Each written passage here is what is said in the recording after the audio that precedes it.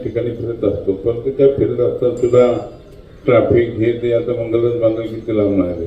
म्हणजे मला वाटतं राहुलच्या घरी झोपले असतील रात्री आणि सकाळी उठून आले असतील.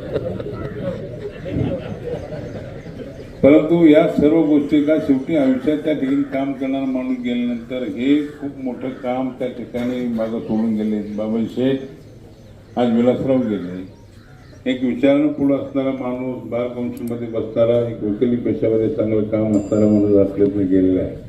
की प्रत्येक गोष्टीला त्या ठिकाणी ज्या अडचणी असल्या तर त्या अडचणी त्या ठिकाणी आपल्या लेखणीच्या स्वरूपात त्या ठिकाणी मांडण्याचं काम विलासराव करत होते आणि तेच आधारावर त्यात आपल्यातनं गेलेले. त्यांच्या जाण्यानं किती बोललं तर कमी पडणार आहे, परंतु काळे परिवाराला झाले दुःख, त्या नातेवाईकाला झालेले दुःख, चव्हाण परिवाराला झालेले दुःख, गाडे परिवाराला झालेले दुःख, दुःख या ठिकाणी शब्दरूपी पडण्यासाठी कमीच पडणार आहे. मी आपल्या सर्वांच्या वतीनं स्वर्गीय विलासरावांच्या प्रत्येक संचेला भाऊ, त्यांच्या सासूबाई शोभादाबाई यांना सुद्धा त्या ठिकाणी त्यांच्या प्रत्येक संचेला भाऊ असे आपल्या सर्वांच्या वतीनं भावपूर्ण आदरांजली अर्पण करतो.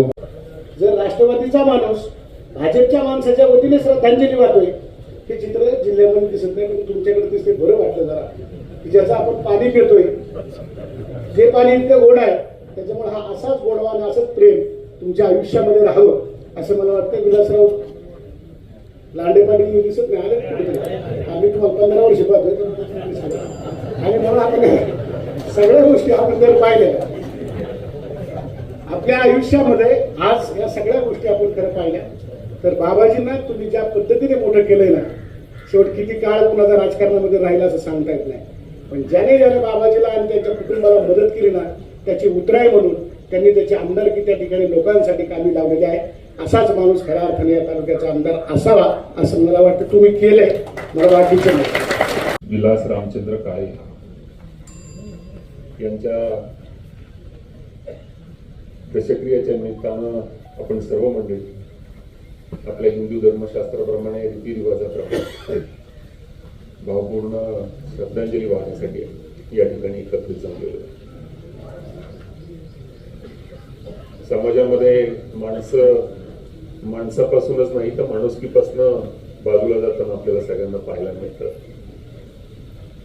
आणि प्रवचन रूपी सेवेमध्ये साध्वी वैष्णव दिवींनी आपल्या सगळ्यांना त्याच अनुषंगाने मार्गदर्शन या ठिकाणी केले. खेड तालुक्याचे विद्यमान आमदार आदरणीय बाबाजी शेठ काळे ज्या पद्धतीनं विरोधामध्ये जिथं चुकतंय तिथं खंबीरपणानं भूमिका घेण्याची भावना त्यांनी त्या ठिकाणी ठेवली आणि त्याच तहसीलदारांचा आमचा यापूर्वी वाद झाला होता संजीवभाऊ घनवट आम्ही की काही मुजोर अधिकारी काही तालुक्यांना त्या ठिकाणी लागत असतात आणि त्या अधिकाऱ्यांना सरळ करण्याचं काम लोकप्रतिनिधी म्हणून आणि जनता म्हणून आपण त्या ठिकाणी करायचं असतं. आणि आज तुम्ही बघितलं असेल की खेड आळंदीचे आमदार म्हणून बाबाजी शेठ काळे एक चांगलं काम महाराष्ट्राच्या विधानसभेमध्ये करण्याचं काम करतायत. आम्ही सगळे जिल्हा परिषद सदस्य त्यांच्या बरोबर आहे. राजकारणामध्ये समाजकारणामध्ये सत्ता येत असते, सत्ता जात असते, परंतु सत्ता नसताना देखील खऱ्या अर्थानं राजकारणाचं गणित टिकवण्याचं काम सत्ता नसताना मोठं असतं. सत्ता नसताना माणसं टिकवणं अवघड असतं, सत्ता नसताना काम करणं अवघड असतं, सत्ता नसताना लोकांची अपेक्षा पूर्ण करणं अवघड असतं.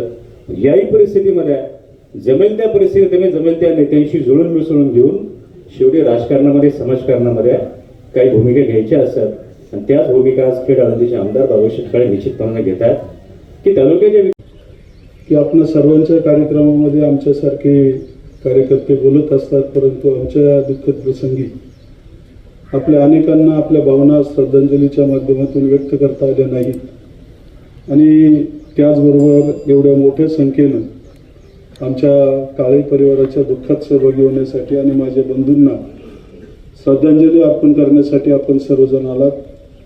आपणा सर्वांचे आमच्या काळे परिवाराच्या वतीनं, पाडळी काळेचवाडी, पांगरी गुट्टेवाडी आमच्या सर्व ग्रामस्थांच्या वतीनं आपल्या सर्वांचे ऋण व्यक्त करतो आणि थांबतो. रामकृष्ण हरी.